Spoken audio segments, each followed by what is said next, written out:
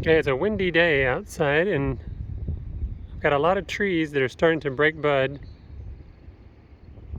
first week of March, and that's not ideal in Tennessee because we can get frost even into early April. Taxodium disticum here. This is bald cypress. I've got pond cypress down here. Same story, breaking bud early. Taxodium ascendens. So that's pretty worrisome.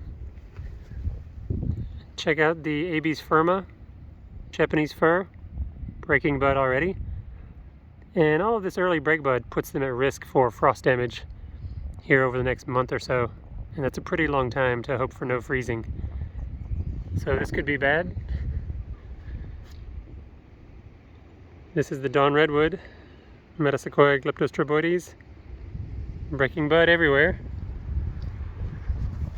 And even the Lijiang spruce right here, also breaking bud. So pretty high risk situation.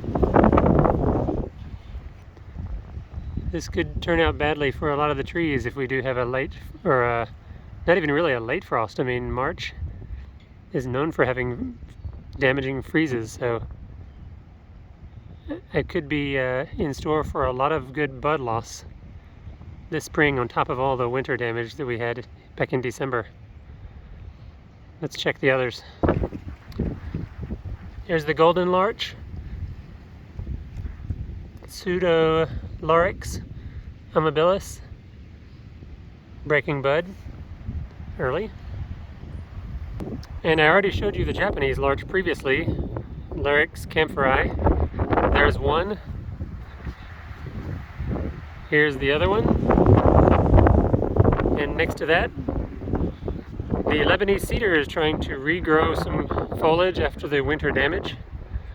So you can see it's already started to put on new growth here, which probably would also be damaged by a hard freeze. So a lot of risk here in the evergreen collection. Actually, these are not, the larches and the cypresses are not evergreen, but in the conifer collection, I should say. The Korean fir has started to break bud as well. That's Abies koreana. This is the southern wax myrtle, Myrica cerifera, and the good news is it's coming back to life. Even though it was badly frozen by the extreme cold, it's doing something. The bad news is it may be doing that too early if a late frost comes through. But it is good to see that it's still alive. And the firethorn, Pyracantha coccinea, is also showing life. A little too early. Here's that other firethorn. More signs that it survived the freeze, but I wish it had waited to leaf back out, at least until late March. The golden deodar is also showing signs of life. A little too soon, but still alive. And look how defoliated the golden deodar was overall by that extreme freeze event.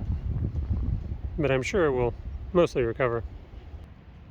Here's the Sichuan spruce, Picea montagina, also looking like it could break bud at any minute.